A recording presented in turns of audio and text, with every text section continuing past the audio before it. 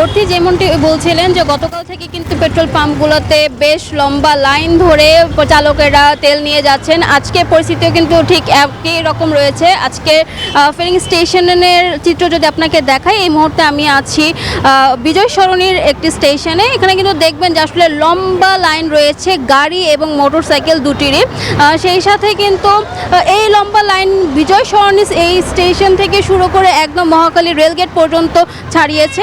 আসলে চালকেরা বলছেন যে হঠাৎ করে যেহেতু এরকম রেশনিং সিস্টেম চালু করা হয়েছে, এতে আসলে যে পরিমাণ বেঁধে দেওয়া হয়েছে, এতে আসলে সারাদিন তাদের চলাফেরা কিংবা তাদের যে রাইড শেয়ার করতে হয় তা বাধাগ্রস্ত হচ্ছে। একই সাথে যদি বলি যে বর্তমানে যেই তেলের সংকট নিয়ে বারবার কথা উঠছে, এই তেলের সংকটের জন্য কিন্তু জ্বালানি মন্ত্রী কিংবা বিপিসি থেকে বলা হয়েছে যে পরিমাণ মতোই তেল নিতে, এবং শুধু তাই নয়, ফিলিং স্টেশনগুলোর কর্তৃপক্ষ কিন্তু বলছেন যে আসলে যার যতটুকু প্রয়োজন তার যদি ততটুকু তেল নেই তাহলে আর কোনো ধরনের সংকটের মুখে পড়তে হবে না। কিন্তু এই সংকটটা আসলে তৈরির পেছনে কি শুধুমাত্র যুদ্ধ রয়েছে কিনা কিংবা অন্য কোনো কারসাজি রয়েছে কিনা, এই নিয়ে কিন্তু বারবার প্রশ্ন তুলছে গ্রাহকেরা। সব কিছু মিলে আসলে বলা যায় যে তারা আসলে যদি এরকম পরিস্থিতি কয়েকদিন ধরে চলতে থাকে তাহলে বেশ ভোগান্তির মধ্যে দিয়ে পড়তে হবে।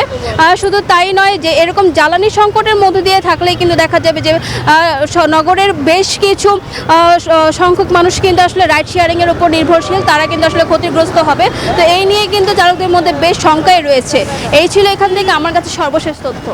ধন্যবাদ রিয়া আপনাকে। ফারজানা রিয়া আমাদেরকে জানাচ্ছিলেন বিজয় সরণি থেকে।